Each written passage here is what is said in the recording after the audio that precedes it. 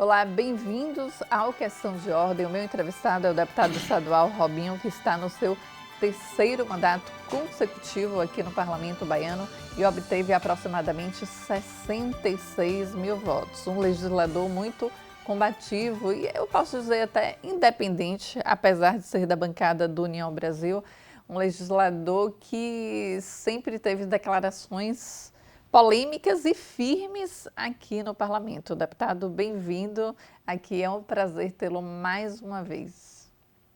Eu que agradeço participar desse programa. E quando você fala de polêmico e combativo, na realidade não é polêmica, é porque na política, às vezes você falar certas verdades incomoda muito. E eu diria que não sou assim independente. Porque na política você não pode fazer política sozinho, você tem que ter um grupo político, né? Tem um ditado que fala que uma andorinha só não faz verão. Mas a gente tem uma posição independente, mas tem uma liderança. Eu tive no governo, por entender que o governo tinha uma prática que não condizia com minha ideologia, com minha maneira de ser, passei a não ficar mais nesse governo, né? Tem os motivos. E hoje, um dos motivos, né, vamos ser bem assim, como eu sou muito verdadeiro, é que o governo não gostava de ouvir verdades. Porque eu entendo que o que está certo não precisa ser elogiado. O que está certo é a obrigação nossa que estamos políticos. E eu gostava de mostrar para o governo o que estava errado. E o governo, muito vaidoso, não gostava de ouvir certas verdades. Eu achei melhor sair desse governo. Eu lembro, deputado, se não me falha a memória, aí o senhor me corrija se eu estiver dando uma informação equivocada, que o senhor deixou o governo em 2021. E na época eu me lembro bem, porque eu sempre estou ali ou no cafezinho do parlamento ou na sala de imprensa, e na época o deputado estadual Paulo Câmara, que voltou agora, que ficou fora, né, do parlamento nessa última legislatura, mas retomou agora ao parlamento. Ele fez um questionamento, fez críticas ao governo. Se eu não me recordo, foi a respeito do preço da gasolina, do ICMS. O aumento de não imposto foi? de ICMS sobre os Foi. combustíveis. O Isso. ICMS da Bahia é um dos ICMS mais caros do Brasil. Entendi. E na época o senhor, mesmo sendo do governo, na época era governista, aí acabou comprando a briga de um legislador que era da oposição. Como foi que aconteceu, deputado? Porque naquela época o governo, pelo pronunciamento do deputado Paulo Câmara, do colega Paulo Câmara, o governo queria abrir uma CPI, queria que os deputados abrissem uma CPI pelas verdades que Paulo Câmara vinha falando com relação ao ICMS sobre combustível. Inclusive o presidente Lula, lá na Petrobras agora, ele falou sobre o motivo dos aumentos de combustível, dizendo que é culpa do ICMS do Estado, mas não falou que é culpa também do imposto do governo federal, que dobra o preço dos combustíveis. Então, eu achei engraçado que ele culpou os postos de gasolina. Eu acho que ele errou ali, não é postos de gasolina, é os impostos do governo. Então, o dobro hoje do preço dos combustíveis, que quando sai da bomba de 3 alguma coisa, que vai para quase 7, o motivo desse dobrar o preço dos combustíveis é o excesso de imposto, tanto do Estado, aqui na Bahia, quanto do governo federal. Mas voltando ao assunto de Paulo Câmara, ele falando desses impostos implementados pelo governo do Estado, e aí o Estado, na época, então, o governador Rui Costa, muito cheio de nome e toque, muito vaidoso, queria que abrisse uma CPI contra Paulo Câmara. E eu não concordava com aquilo. O certo é certo. E aí eu fiz um pronunciamento falando, ó, se for para abrir aqui CPI contra alguém que fala a verdade, vamos abrir uma CPI de fato para quem provocou um rombo no Estado. Como? Na época da pandemia foi comprado respiradores, pagou adiantado, sem receber os respiradores, 48 milhões e 700 e alguma coisa. O governo Rui Costa comprou, pagou adiantado. Eu nunca vi dizer isso, que é órgão público. Imagine um prefeito comprar algo e pagar adiantado sem licitação. E não recebeu esses respiradores até hoje. E o que aconteceu com isso? Então, eu falei, então vamos abrir CPI por isso. Quando eu falei isso, o governo me ligou. Alguém do governo me ligou, não vem ao caso esse alguém quem é. Ah, o que é isso? Como é que você faz? Eu falei, não tem problema, estou falando a verdade. Vou ser punido por falar a verdade? Bacana, não tem problema. Ah, desse jeito nós vamos tirar os seus cargos. Tire todos. Naquele momento, eu passei a ser um oposicionista aqui na Bahia. Mas não porque fiz nada de errado, mas porque combati o que estava errado. Deputado, como foi a escolha para ir para o União Brasil? Eu me recordo na época, o senhor, por ter esse perfil combatente, vários partidos já cercavam ali o senhor. Mas como foi essa escolha de ir para o União Brasil? A escolha é porque na Bahia nós temos dois lados, né? Tem o governo, que é o PT, liderado aí por Wagner e Rui, e tem a oposição, que hoje é liderado por ACM Neto e Bruno Reis. Eu falei, a opção que eu tenho é me aderir ao grupo de ACM Neto. Liguei para ele me atendeu, fui, sentei, falei, quero ser um membro dentro do seu grupo, quero estar aqui para te ajudar. E passei a participar do grupo de ACM Neto e continuo com esse grupo. Acredito que é o de melhor que a Bahia tem hoje. Deputado, o senhor falou aí que hoje a oposição é liderada pelo ex-prefeito de Salvador, ACM Neto, que foi candidato ao governo em 2022 e foi derrotado pelo atual governador do PT, Jerônimo Rodrigues, e também pelo prefeito de Salvador, Bruno Reis, que foi vice-prefeito e é amigo de ACM Neto há mais de 20 anos. Eu sou colunista política da Tribuna da Bahia e já fiz alguns artigos falando dessa lealdade de Bruno Reis com ACM Neto. Bruno Reis tem uma lealdade inquestionável e isso é muito comentado nos bastidores aqui do Parlamento baiano. Tanto governistas quanto oposicionistas falam a respeito, mas o meu questionamento é o seguinte: atualmente o senhor acha que essa liderança, quem é o líder de fato da oposição aqui no estado da Bahia? Bruno Reis, quando ganhou a prefeitura de Salvador, a reeleição, ele tornou um político, agora é conhecido nacionalmente, né? Mas quem o senhor acha que lidera? O senhor acha que os dois lideram a oposição da Bahia, ou ACM Neto ou o Bruno Reis? Porque antes falar com um era a mesma coisa de falar com outro. Falar com o Bruno era a mesma coisa de falar com a ACM Neto. Falar com a ACM Neto era a mesma coisa de falar com Bruno Reis. Atualmente os políticos não enxergam mais desta forma. Na realidade, eu acredito que a ACM Neto é o grande líder, até por questões históricas, familiar, a história do avô e tudo. E Bruno Reis é diferente um pouco. As atitudes, a forma de fazer política de Bruno Reis é um pouco diferente da forma de ACM Neto. Mas o ACM Neto, eu diria que é o grande líder, até porque Bruno Reis tem uma gratidão muito grande com a ACM Neto e é por isso que eu não acredito que esse grupo venha a ter uma divisão. Então, um grupo político tem um líder, mas tem pessoas importantes e essa é a grande vantagem da oposição. Neto é o líder, mas Bruno Reis vem se destacando pelo seu trabalho feito frente à prefeitura. E no primeiro mandato, ele deve ao trabalho de ACM Neto. A sua reeleição, ele deve ao trabalho que ele fez na cidade de Salvador, onde ele teve um resultado eleitoral o maior da história, né? Então, isso já é mérito da sua gestão. Ele provou a sua capacidade de gestão também. Então, nós da oposição temos nomes, né? Então, eu vejo que isso é positivo para a oposição. Não temos um nome.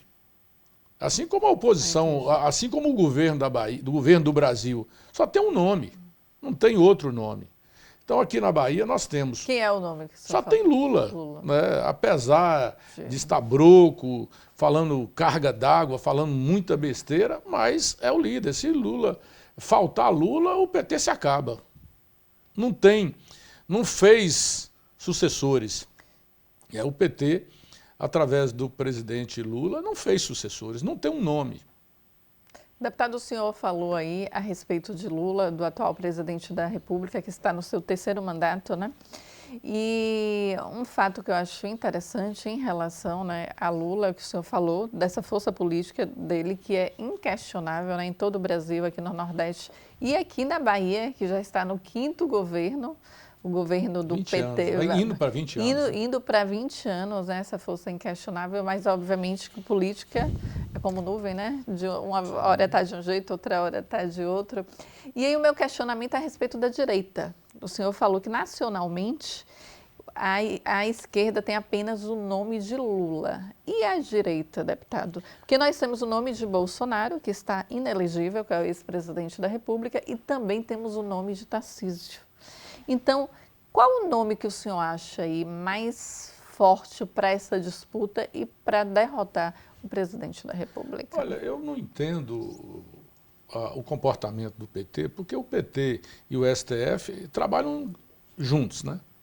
A condenação do ex-presidente Bolsonaro é positivo para a direita, para a ala conservadora. Porque o Bolsonaro, ele é o grande cabo eleitoral da direita, mas não é o candidato que mais agrega voto.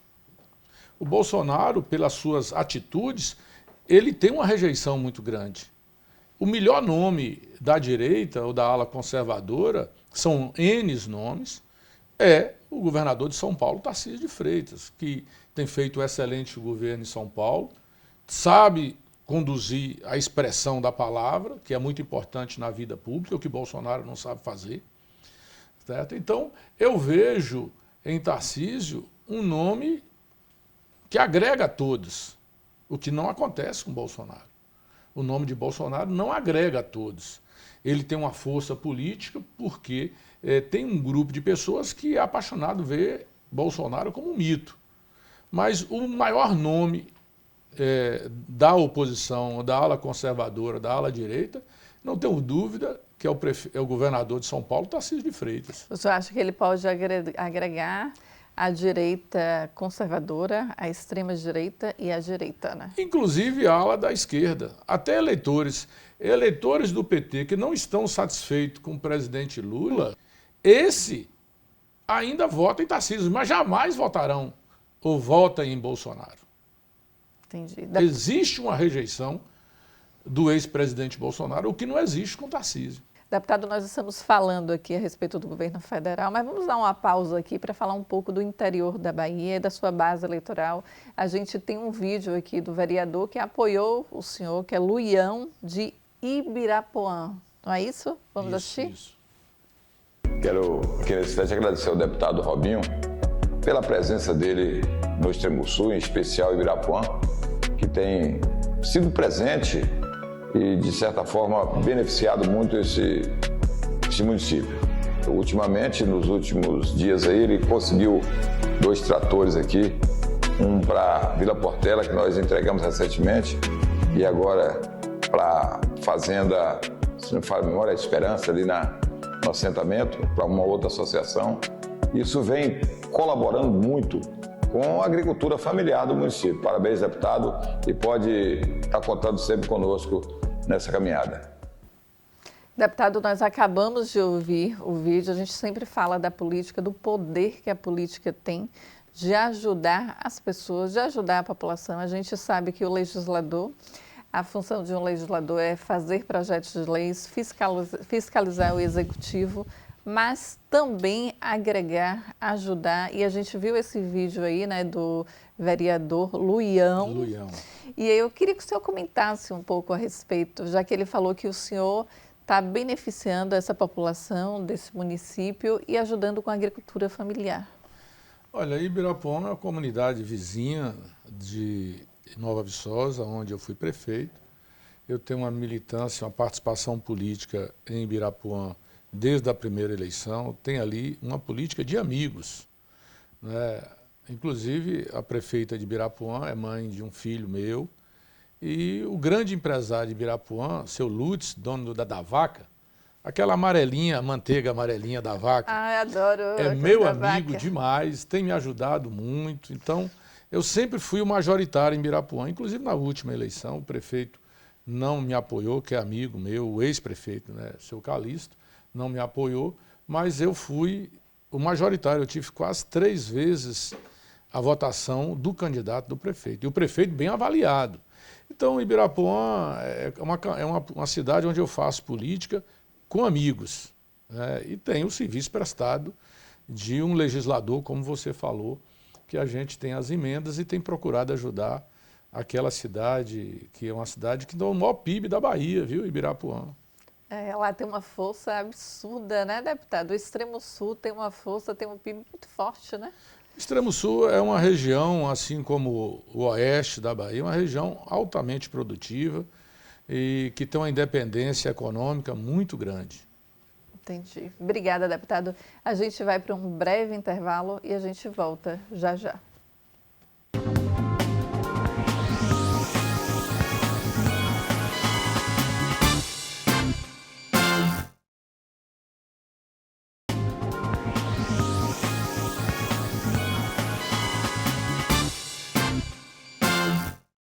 Voltamos com o deputado estadual Robinho, deputado que foi eleito pela terceira vez consecutiva aqui para o Parlamento Baiano, um deputado muito combatente, muito atuante aqui no Parlamento. Eu vou questionar o seguinte, deputado, o senhor é um legislador forte aqui, que usa muito o plenário da casa, usa muito aquele púlpito lá e quando fala, todo mundo presta atenção pela forma contundente que fala.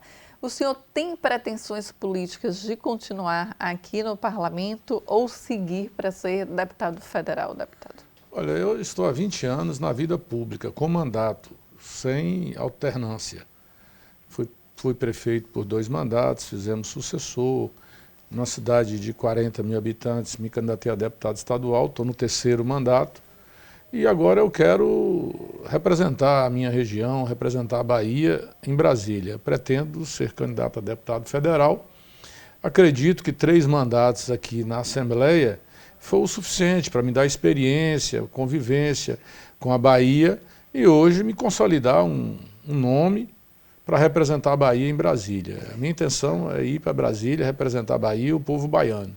Deputado, o senhor está aqui na casa há 3 mandatos consecutivos, né? Quantos anos? 4 anos o primeiro, 4 anos o segundo, 8, mais 2 anos, 10 anos. 10 anos. 10 anos aqui 10 na anos casa. de Assembleia. Né? 10 anos aqui na casa.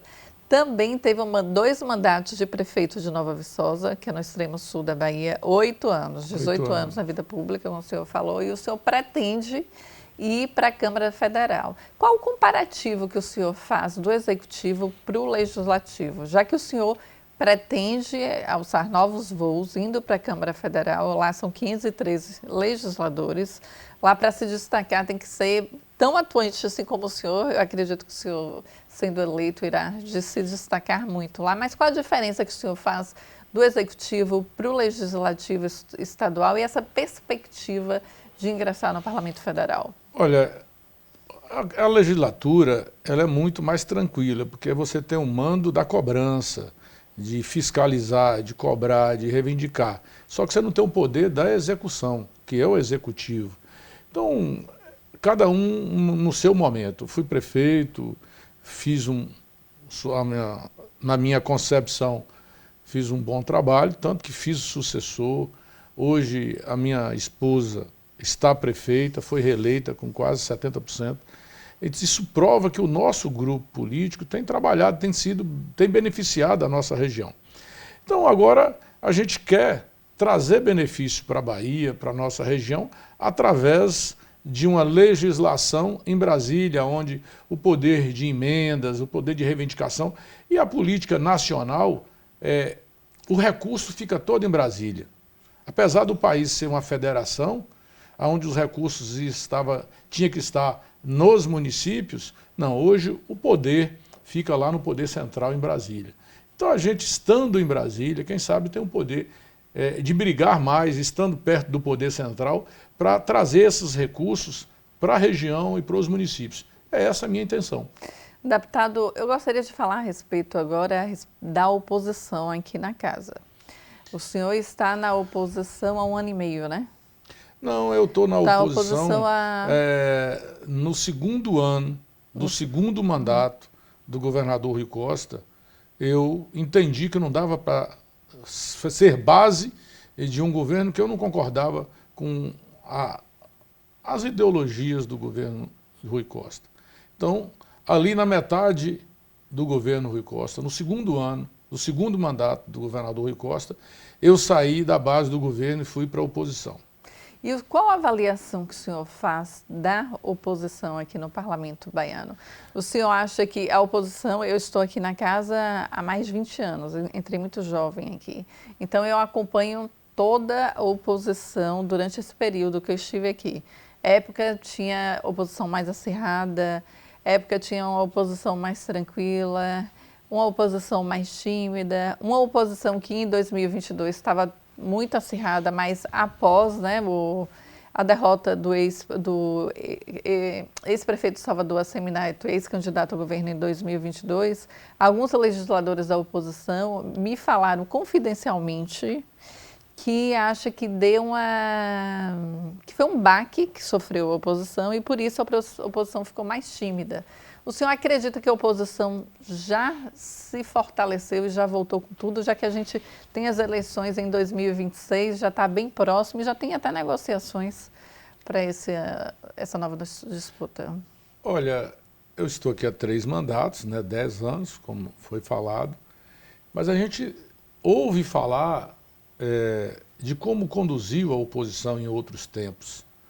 E eu diria que o governo da Bahia vive um momento onde praticamente não tem oposição. A oposição muito fragilizada. Eu, nas reuniões dos deputados de oposição, falo, a gente não pode disputar nada aqui na oposição, porque nós somos muito fracos, muito fragilizados. Nós somos 20 deputados, mas dos 20, alguns não gostam de manifestar. Estão na oposição, são oposicionistas, mas não são combativos. Não são deputados de chegar e mostrar o que está errado, o que está desandando, ou o que está desandado, né? Existe um número muito pequeno de deputados que tem feito essa oposição, mostrando, de fato, os erros, aonde o governo tem errado e errado muito. Então, o governo da Bahia vive um momento onde faz tudo aqui nessa casa, aqui na Assembleia, emergencial, urgência. Só de empréstimo aqui, foram, durante esse mandato do governador Jerônimo, que são 26 meses de governo, passou mais de 15 empréstimos, mais de 13 bilhões de empréstimos, tudo sem discussão em comissões, vai tudo por urgência, e aprova tudo, não tem nem como se discutir isso, porque é uma maioria esmagadora que o governo tem aqui. Quem perde com isso? O Estado da Bahia, a governança fica à vontade para o governo fazer o que quer e como quer. E qual a avaliação que o senhor faz do mandato do governador Jerônimo Rodrigues comparado ao mandato do ex-governador Rui Costa, que atualmente é ministro da Casa Civil? O PT está indo para 20 anos. Né, são 5 mandatos. O atual governo é o pior de todos. Se for comparar com o Rui, o governador Rui, o ex-governador Rui Costa, ele tinha comando do Estado. A administração do governo do Estado estava na mão dele. Isso aí é fato. Não é porque eu não tenho simpatia e tive um desafeto político com o governador, pelo modelo desagradável, grosso, um ditadorzinho, né? A realidade é essa. Mas ele tinha pulso, ele tinha comando do governo da Bahia. Hoje o governador é muito elegante, muito agradável, muito presente, muito simpático, mas não governa. O governo da Bahia é fatiado. Tem um pedaço que está sob o comando de Gedel, outro pedaço sob o comando de Otto Alencar, outro pedaço sob o comando de Wagner, outro sob de Rui, e a menor parte está no comando dele, o governador. Então, um governo onde muita gente manda, não pode se esperar muita coisa. Então, o governo, até agora, o governador Jerônimo não diz por que veio. Ele ainda está tentando cumprir as promessas de campanha do governo anterior. Deputado, já que a gente está falando em governo, o senhor é da oposição, do União Brasil, o mesmo partido do ex-prefeito de Salvador, Assemineto, e também do prefeito de Salvador, Bruno Reis. E há nos bastidores que se comenta-se muito quem será o candidato ao governo do Estado. Quem será o oposicionista que enfrentará o governador Jerônimo? Qual a opinião do senhor? O senhor acha que é ACM Neto ou Bruno Reis? Olha, eu diria que se a candidatura de registro de candidatura fosse hoje, seria ACM Neto. Mas a política, muita coisa pode acontecer, como você falou na conversa nossa ali, é uma nuvem, né? Muita coisa pode acontecer, nós temos opções de escolha, nomes e bons, com resultado comprovado. ACM Neto foi um dos melhores prefeitos na época, quando prefeito, um dos melhores prefeitos do Brasil. Bruno Reis tem desempenhado um trabalho igual ou melhor do que a ACM Neto, né? A cidade de Salvador tem melhorado e melhorado muito, ao contrário da gestão do governo da Bahia. Um governo de 20 anos, o governo da Bahia prometeu o quê para os baianos? Desde o primeiro mandato lá de Wagner, tirar a fome dos baianos. Um governo que cuida de gente. Ô, gente, o baiano, preste atenção, 20 anos. O que é que o PT trouxe para o povo baiano? Não está na hora de uma mudança? Colocar alguém que tem experiência comprovada, dá oportunidade para alguém. A Bahia merece uma oportunidade, merece um governo comprometido com a verdade. E o governo atual fala, vamos acabar com a fome. E o número de pessoas beneficiadas do Bolsa Família só vem aumentando.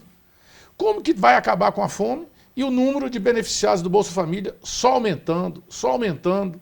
Nada está funcionando na Bahia, da saúde, a segurança pública, né? Essas coisas não têm funcionado, a educação da Bahia é um caos. Faz os comparativos. Se comparar, quando o PT assumiu a Bahia, como era a segurança? A segurança da Bahia só perdia para Santa Catarina. A educação hoje a gente só ganha do Maranhão. A saúde nossa é só propaganda.